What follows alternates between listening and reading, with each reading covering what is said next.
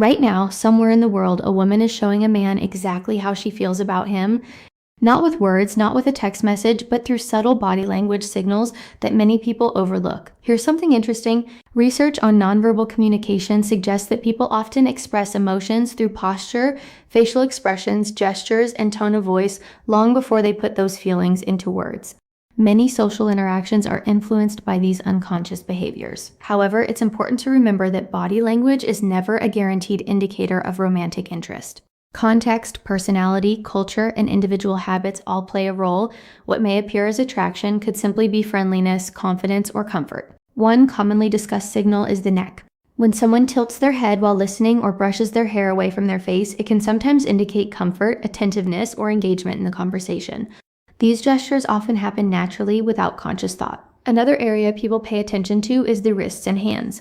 Open hand gestures, visible palms, and relaxed arm positions generally suggest openness and comfort.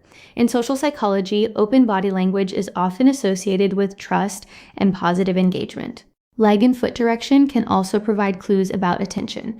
People frequently orient their bodies toward individuals they find interesting or important in a conversation.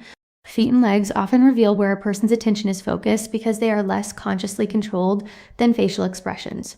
Perhaps one of the strongest nonverbal indicators of engagement is overall body orientation.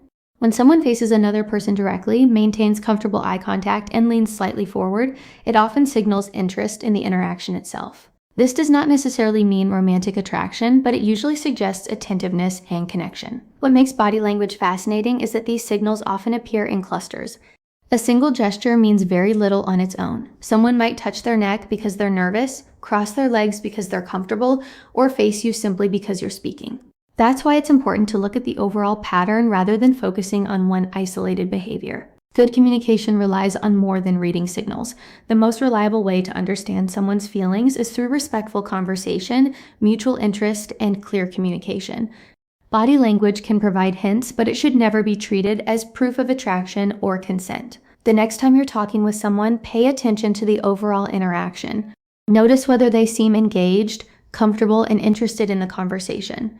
At the same time, remember that every person is different, and no body language signal can replace honest communication and mutual respect. Understanding people is not about decoding secret signs. It's about listening, observing respectfully, and building genuine connections based on trust and communication.